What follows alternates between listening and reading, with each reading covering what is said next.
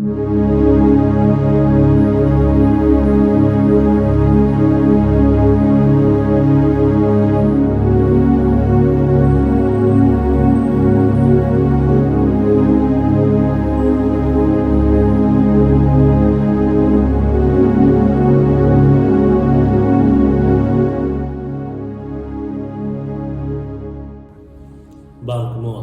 in the name of the Father, Son, and the Holy Spirit.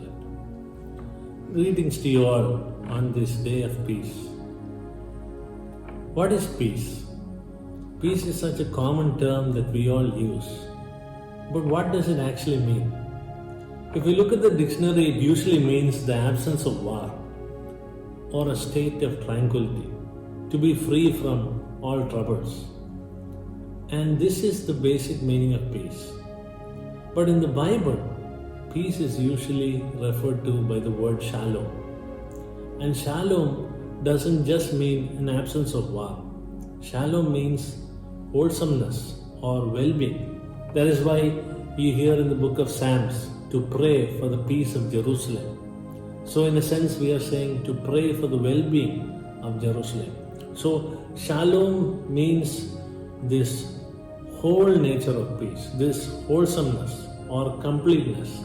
And that is what peace is all about in the Holy Scriptures.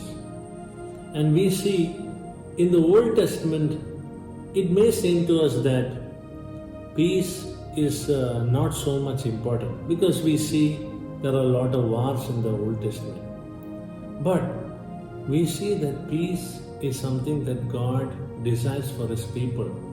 And God is very much for it. That is why when King David wanted to build a temple for the Lord said, "You won't build a temple for me because you are a man of war." And instead God said, "When your son Solomon comes to the throne, I will ensure that there will be peace in his days and he will build a temple for me." So we can understand how much God Almighty wants and prefers peace. Then the New Testament, of course, we see that peace is part of God's plan for mankind. When the angels announce the news of the incarnation of our Lord Jesus Christ, they say, "Glory to God in the highest, and peace and goodwill to men." And our Lord Jesus Christ, He is referred to as the Messianic Prince of Peace. And He always gives the greeting, "Peace be with you. Peace I leave with you. Peace I give to you, not as the world gives. So do not be troubled." So we understand that the gospel message of our Lord Jesus Christ is all about peace. And theologically speaking, peace is a gift from God. We receive peace when we become the children of God through our baptism, because we understand that we have been reconciled to God through the sacrifice that the Lord Jesus Christ made on the cross. And that is why the Apostle St. Paul says that Christ is our peace, and He has broken every barrier and become our communion or our peace. And Romans 5 verse 1 says, "We live in peace with God through our Lord Jesus Christ."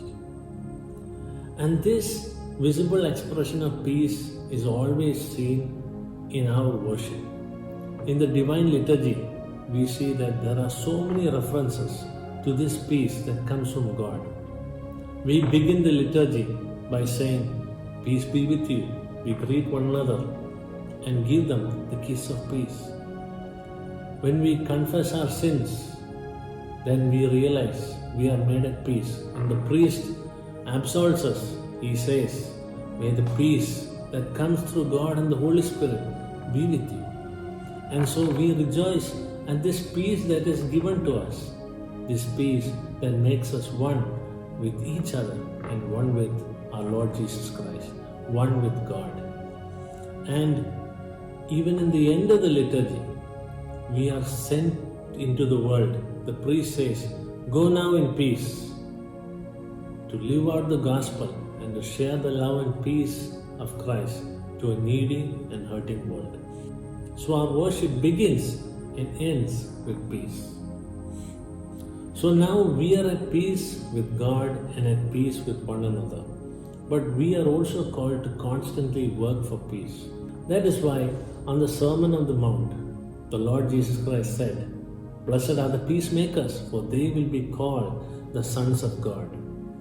We are called to establish peace and wholesomeness in our communities because our gospel is the gospel of peace. And the church in the world today is the sacrament of peace. We are called to bridge the divides. We are called to establish peace. And how do we do that? There are three practical ways we can work for peace. One, by constantly praying for peace and for being in unity with one another. Secondly, we practice peace by forgiving one another, by loving one another, by letting go of bitterness and the various issues that divide us. And thirdly, by working against injustice. We must work together as a church, as a community, to work together to establish peace and wholesomeness and justice wherever possible. If we see people who are hungry, people in need, we must as a church work to help them, to feed them, and to restore them to wholesomeness. Because that is what the Lord Jesus Christ asks from us, because we are His hand and feet. The church is the sacrament of God's peace to the world. So we must find different ways to establish peace. We must find various effective ways to resolve disputes and make sure that there is no bitterness in our church and in the communities around us. In every dimension of life, the church invites us to embody the way of Christ as fully as we can in the circumstances that we face, to forgive enemies, to work for the reconciliation of those who have been estranged, to overcome the divisions of race, nationality, and class, to care for the poor, to live in harmony with others, to protect creation, and to use the created goods of the world for the benefit of all. Advocacy for peace cannot just stop with praying the prayers or the litanies during the liturgy. We can only pray these with integrity if we are willing to become the instruments of God's peace in this world.